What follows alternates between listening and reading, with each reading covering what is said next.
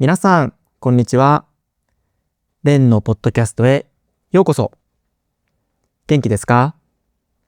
このポッドキャストでは、簡単な日本語をゆっくり話します。今日は短い物語で日本語を勉強しましょう。物語っていうのはストーリーのことです。ストーリー。物語の題名、タイトルは鶴の恩返しです。鶴の恩返し。この物語は日本ではとても有名です。もちろん僕も知っていますよ。鶴っていうのは鳥の一種ですね。細くて白い鳥です。こんな感じです。綺麗ですね。日本では鶴はとても有名で特別な鳥です。皆さんの国には鶴がいますか？恩返しというのは誰かが自分を助けてくれた時に自分もその人を助けてあげることです。恩を返すことですね。例えば、お母さんがいつもご飯を作ってくれるので、お礼にプレゼントをあげる。これが恩返しです。もらった優しさを返すことですね。はい。お母さん、お父さんには感謝しましょう。はい。今回の動画では、まず僕が物語を一回読みます。その後、単語や表現の説明をします。説明が終わったら、最後にもう一回物語を読みたいと思います。それでは、まず物語を読みましょう。僕に合わせてシャドーイングするのもいいですね。僕と一緒に声に出してゆっくり読みましょう。AI で物語のイラストも作ったので楽しんでください。AI のイラストが嫌いな人、ごめんなさい。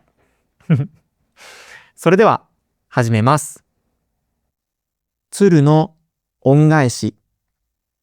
昔、雪の降る寒い日、一人の若い男の人、太郎が山道を歩いていました。道の脇では、一羽の鶴が罠にかかって苦しんでいました。太郎は言いました。かわいそうに、すぐに助けてあげるよ。太郎は鶴をそっと罠から出して空に放してあげました。その夜、太郎の家に美しい女の人がやってきました。雪で道に迷いました。今夜だけ止めてください。太郎は女の人を家に入れ、暖かい火のそばに座らせました。次の日、女の人は静かに言いました。よければ私をお嫁さんにしてください。太郎はびっくりしましたが、二人はすぐに仲良くなり、幸せに暮らし始めました。ある日、女の人は言いました。これから布を織ります。でも、絶対に部屋を覗かないでください。太郎は約束しました。女の人は3日3晩部屋にこもって布を織りました。出来上がった布はとても美しく、村で高い値段で売れました。しかし、太郎はだんだん気になってきました。どうしてあんなに細い体で、あんなに美しい布が織れるんだろう。ついに太郎は約束を破ってそっと部屋を覗いてしまいました。そこには痩せた鶴が自分の羽を抜きながら布を織る姿がありました。女の人は気づき、静かに言いました。私はあの日、あなたに助けられた鶴です。あなたに恩返しがしたくて人間の姿になっていました。でも、もうここにはいられません。そう言うと、女の人は鶴の姿に戻り、白い雪の空へゆっくり飛び立っていきました。太郎は外に立ち、いつまでもその鶴を見送っていました。はい、これで終わりです。物語の内容はわかりましたか？イラストもあるので、多分わかったと思います。わからなくても大丈夫ですよ。大丈夫。今から僕が一文ずつ丁寧に説明しますね。物語は青い文字で、説明は黒い文字で書きます。黄色いハイライトの部分をメインに説明します。はい。昔、雪の降る寒い日、一人の若い男の人、太郎が山道を歩いていました。雪っていうのは寒い時に降る冷たくて白いもののことです。雨と似ていますが、雪は雨よりも冷たいです。日本ではあまり雪は降らないですね。雪が降ったら子供たちは雪だるまを作ります。これです。これが雪だるまです。雪だるま。かわいいですね。太郎という名前はとても古い名前ですが、昔はかなり人気の名前でした。今は太郎という名前の人はほとんどいませんね。僕の会社に一人太郎さんがいますね。昔は人気でしたが、今はとても珍しい名前です。ちなみに、太郎は男性の名前です。女性にはつけませんよ。はい。山道っていうのは山の道です。そのままですね。はい。山道。次に進みます。道の脇では、一羽の鶴が罠にかかって苦しんでいました。道の脇というのは、道の横のことです。脇。罠というのはトラップのことですね。右の写真が罠です。動物を捕まえるためのものですね。罠。はい、次に進みます。太郎は言いました。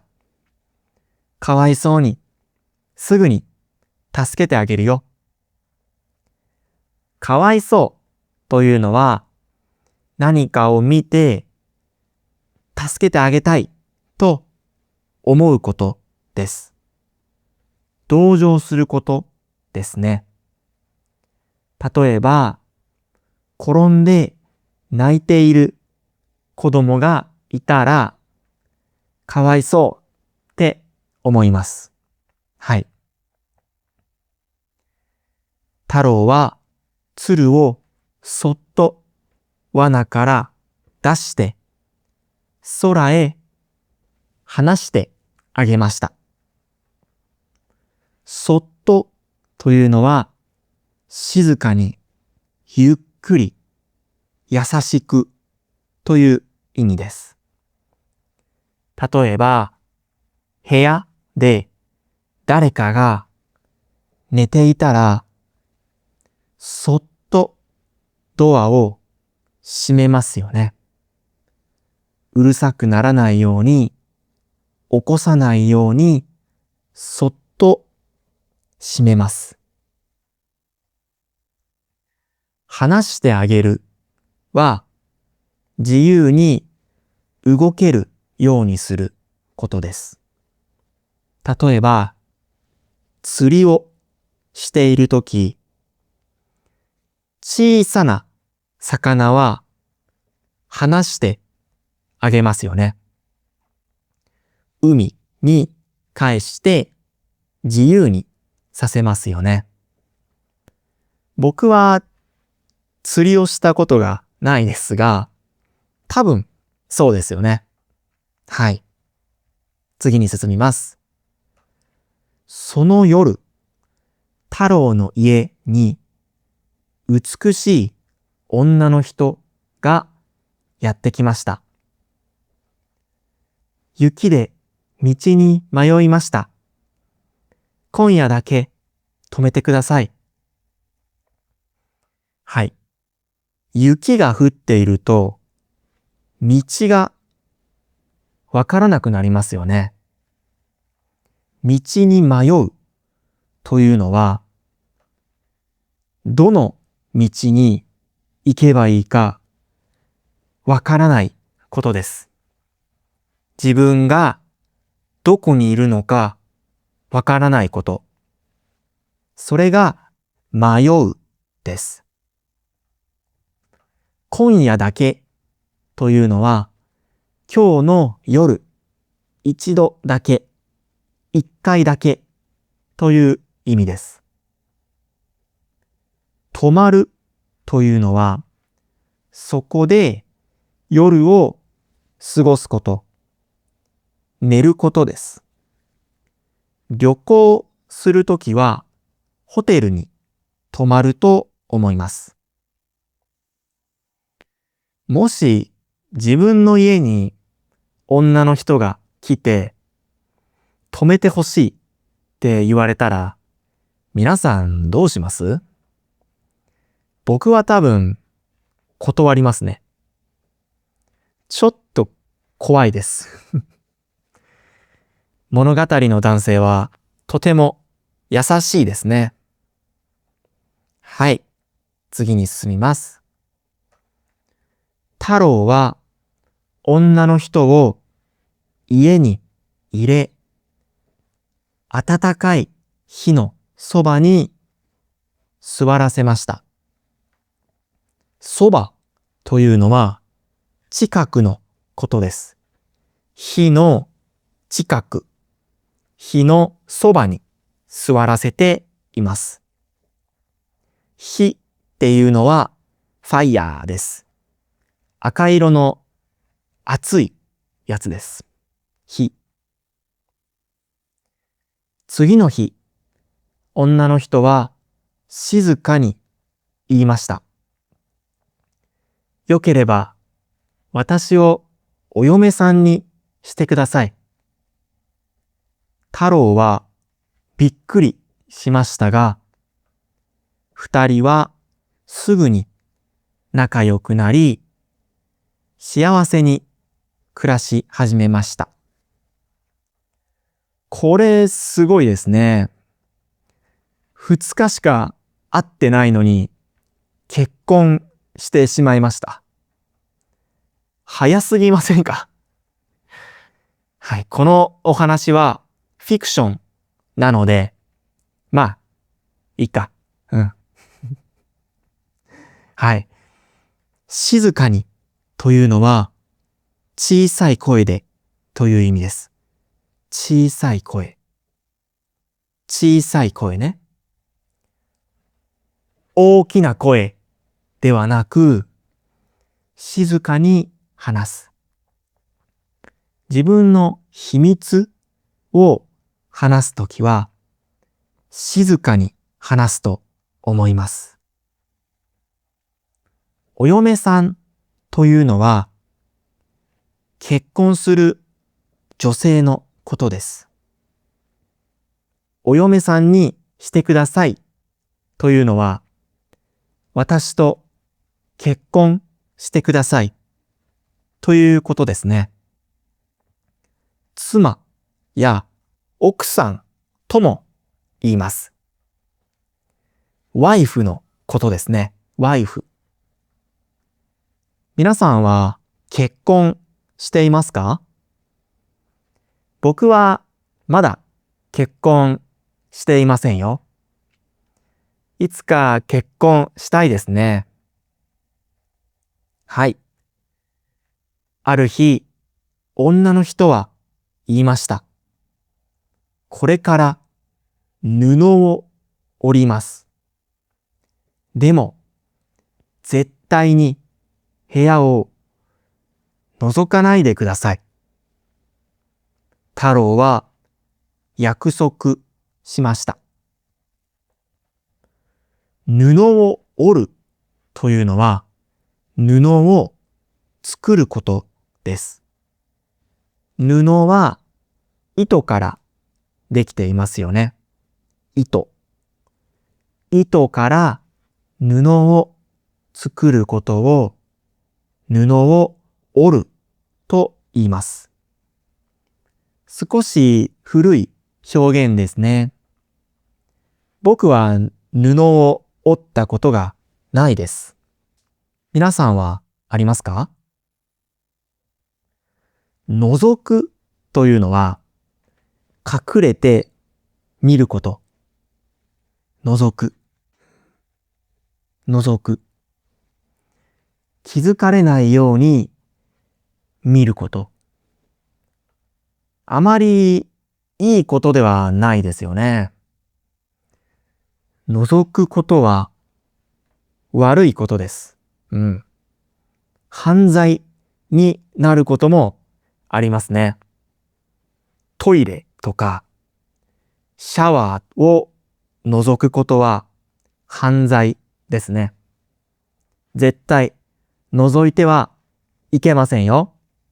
絶対ダメ。はい。約束というのは言われたことを守ること、言われたことに従うことです。約束に従うことを約束を守ると言います。反対に約束に従わないことを約束を破ると言います。覗くなと言われたら覗きたくなりますよね。はい、次に行きます。女の人は3日2晩部屋にこもって布を織りました。出来上がった布はとても美しく、村で高い値段で売れました。3日3晩というのはとっても長い時間ずっとという意味です。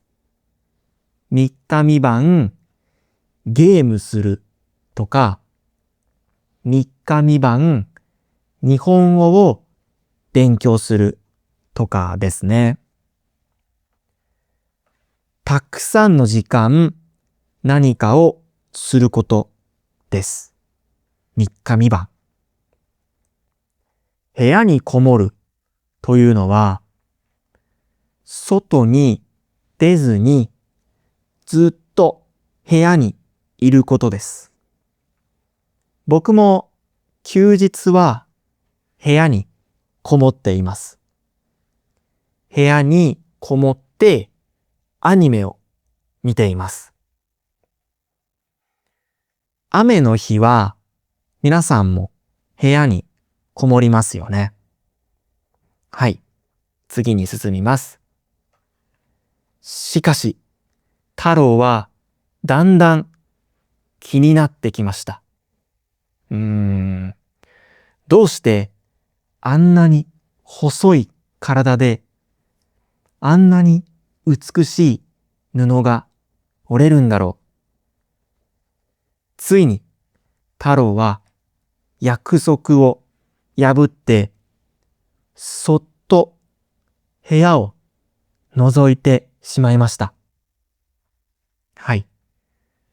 太郎は約束を破ってしまいましたね。部屋を覗いてしまいました。とても美しい布だったので気になってしまったようですね。僕も覗くと思います。気になりますからね。だんだんっていうのは少しずつ徐々にという意味です。だんだん。すぐに気になったのではなく、少しずつ気になったということですね。細いっていうのは痩せているという意味です。反対の言葉は太いです。皆さんの体は細いですか？太いですか？はい。そこには痩せた鶴が自分の羽を抜きながら布を織る姿がありました。羽というのは鳥や虫が持っているものですね。羽があると空を飛ぶことができます。でも羽があっても飛べない鳥もいますよね。面白いです。女の人は気づき、静かに言いました。私はあの日、あなたに助けられた鶴です。あなたに恩返しがしたくて人間の姿になっていました。でも、もうここにはいられません。ついに覗きが気づかれてしまいました。以前助けた鶴が女の人になっていたのですね。姿を変えられるのは羨ましいです。僕は鳥になりたいですね。空を飛んでみたいです。皆さんはどんな動物になりたいですか？